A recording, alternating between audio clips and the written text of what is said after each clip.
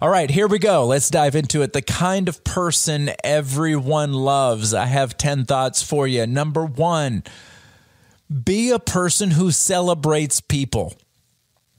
Celebrate them. I used to have, I don't know if you guys are familiar with Cutco cutlery.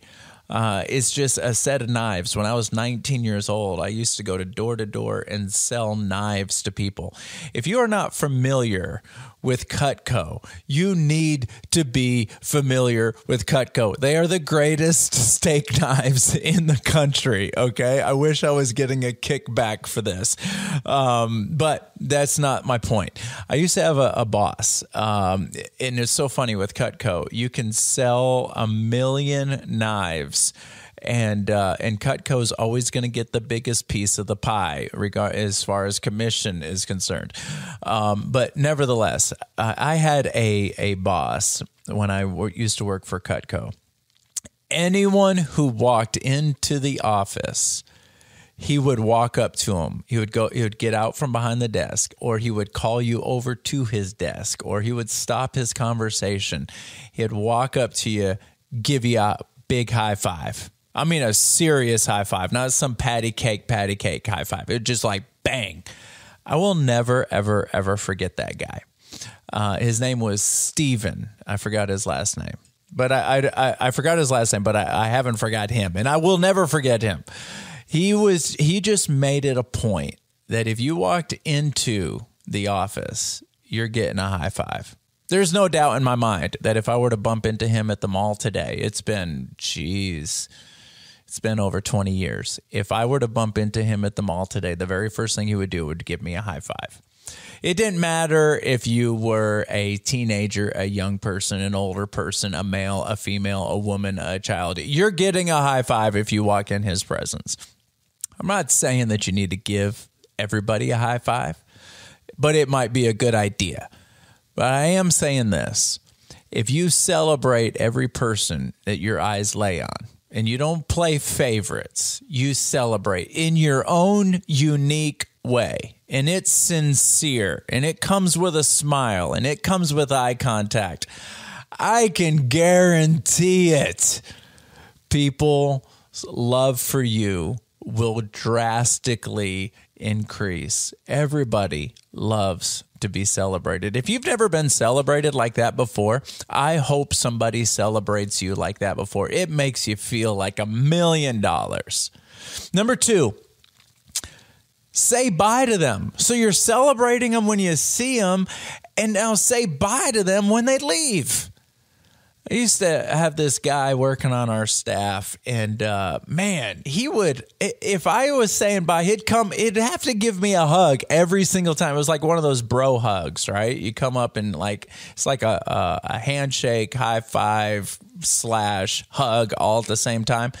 He would do it every single time. I'll never forget that guy. Everybody loved him. Number 3. So here's a secret. Everybody deep down inside wishes they were funny. Everybody wishes they were funny. I wish I was funny. I really do. I'm not a funny guy. Now, most of you guys already know I'm a preacher. I'm a pastor of a church. There are times when I'm communicating on stage that I know that I can be funny. But in everyday life, off the stage, just everyday life, I can't be funny to save my life. I wish I was funny, but I'm not funny. But everybody deep down inside wishes they were funny, wishes they were entertaining. Now, this is a challenge. The first 2 points that I have is celebrate them. Number 2, say goodbye to them. Those are easy, and it's easy to be authentic. This third one, sometimes it's not that easy. The third point is to find humor in their humor. So if they are laughing and you find that funny, laugh with them. Now, the reason why I say it's challenging is you don't want to be a fake, right? Because people can smell that. And you don't want to find humor in their jokes and find humor in their personality if you don't find humor in it, right? Because you don't want to be that fake person. But if you can find something humorous in what they're saying, go ahead and allow yourself to laugh and enjoy that moment. Don't hold it back or restrain it, okay? Even do it for their sake, to give them that affirming moment. Now, I want you to hear me all the way. I'm not asking you to be a fake. I don't want you to be manipulative. I don't want you to be that person. People will smell it and they'll resent you for it. They'll find it very condescending and it's disgusting. What I'm saying is, if you can find humor in what they're saying and sincerely find humor in what they're saying, allow yourself to enjoy the moment unleashed, because you are affirming them when you laugh at what they're hoping you are going to laugh at. Okay? So find humor in what they want to be funny. They're hoping to be funny. They wish they were funny. You wish you were funny. And if you say to yourself, I don't wish I was funny, I am funny. Well, just take a minute. Maybe you are. But just take a minute and recognize how good it feels when somebody is laughing at what you hope they are to laugh at, if that makes sense. All right. Let me go to the next one. Number 4, exude with encouragement. Obviously, this is very closely related to the third point, but exude with encouragement. An affirming person will always have influence. They will always have influence. A critical person, even if what they're saying is right, we don't even really want to hear it, do we? An affirming person. Now, once again, I got to make the balancing statements. I'm not saying lie. I'm not saying be full of baloney. I'm saying that an affirming person, an encouraging person will always have influence. People will seek you out to wonder what you think. Now, again, we're not talking about lying. I'm just saying, if your DNA is to be an encouraging person, people will enjoy being around you. You just got to know that. People will enjoy. People will call you.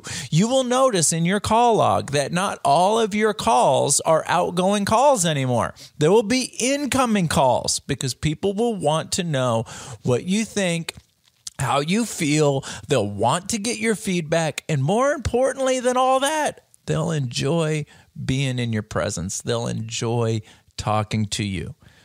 What is this? Okay, so number 1 was celebrate them. Number 2 was say goodbye to them. Number 3 was find humor with them.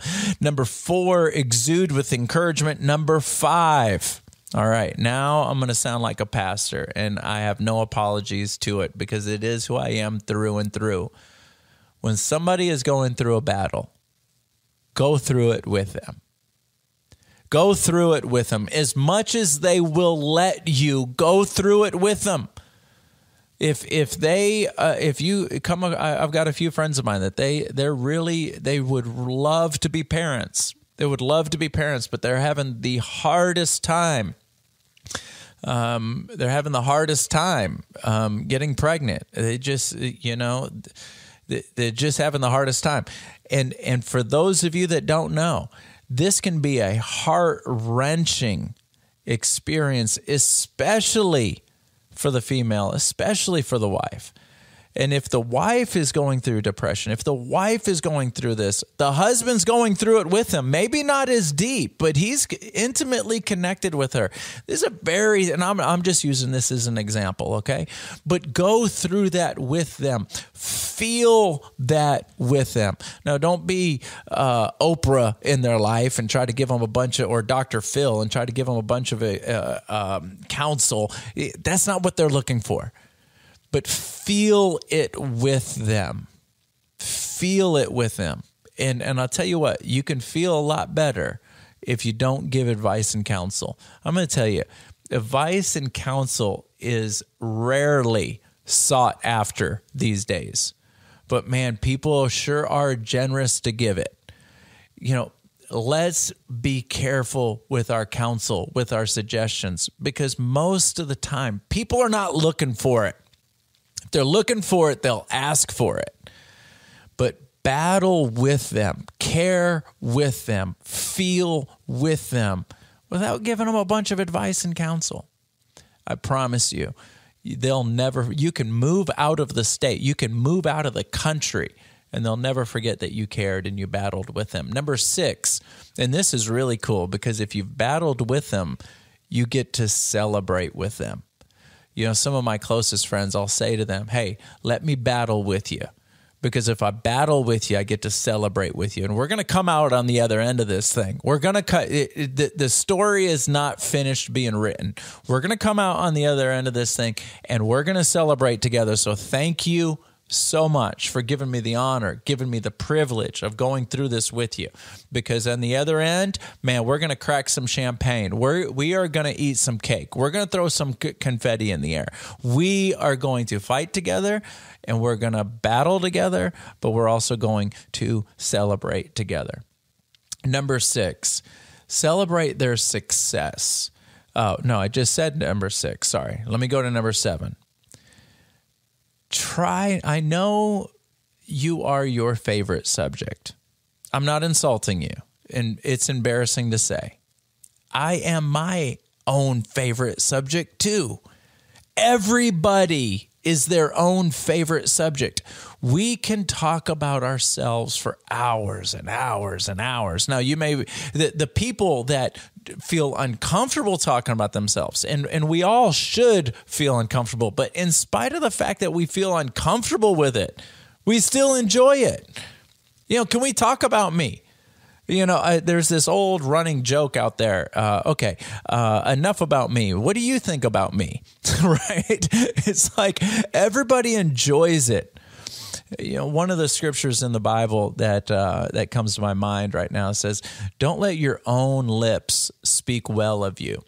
When you're constantly bringing the topic back around to yourself, it's almost like you're saying, "Hey, can we talk about me?"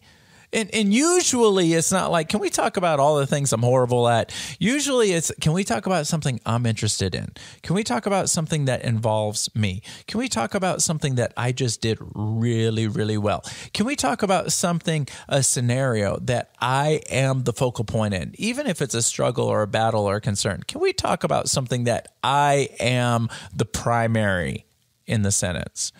I'm telling you, I'm not saying you can never talk about yourself, but man, I think we all have that one friend that it's borderline nauseating because they have to talk about themselves. It's like, oh my goodness. Look, here's the deal. You don't enjoy it when people are just monopolizing the conversation and talking about themselves. So if you don't enjoy it, come on, let's just turn the tables around. People are not going to enjoy it if you're talking about yourself the whole time either. So let's just kind of put that on the shelf because it's not a whole lot of fun to marinate on that particular topic. So let's go to the next one. Number 8, don't complain or be critical. Dale Carnegie said it like this: any fool can criticize, condemn, and complain, and most fools do. Man, let's not be that guy who's always complaining that the glass is half empty. Let's not be that guy who's critical. Let's not be, if we can't be positive, can we at least be quiet? Right? Negative people need drama like oxygen. So stay positive. It'll take their breath away. Number 9, stay away from sarcasm. Man, you know what? Here's the thing. A sarcastic person is the only one who thinks they're funny. Somebody, you know what? Somebody needs to make that a fortune cookie piece of paper thing. Stuff that into a fortune cookie. Somebody needs to make that into a bumper sticker. A sarcastic person is the only one who thinks they're funny. I'm telling you, we may joke, we may laugh at a sarcastic when somebody says something sarcastic. We might laugh, but there's more nervousness in the laugh than there is sincere enjoyment. Because that nervousness, we know that there is a strand of truth inside that sarcastic statement. And you know what? We don't appreciate it. I had somebody tell me one time, Frankie, if you have to be sarcastic in order to be funny, don't be funny. Number 10, choose to be happy. Now, if you're older than 12, you've already figured this out. Happiness, it's not something that, it's not a feeling, it's a decision, right? It's a decision. Choose to be happy. I know there are some days and there are some circumstances that make being happy just absolutely impossible. Like there's no way you can be happy with that situation on your lap. There's absolutely no. I get that. I live in the real world too. Hello. I live in the real world as well. But what is your reputation? What is your law of averages? When people think about you, are you a happy person? Do you have a smile on your face? Do you have this look on your face that it's going to break if you laugh? Choose to be happy. I mean, if I were to poll the 7 or 8 people that are around you most, and I was like, hey, would you say Mark is a happy person? I don't know. I wouldn't call him a happy person. I mean, I wouldn't call him a mad person either, but I wouldn't call him, we want that answer to be happy. Yeah, absolutely. Mark's always happy. That's the kind of person people like being around.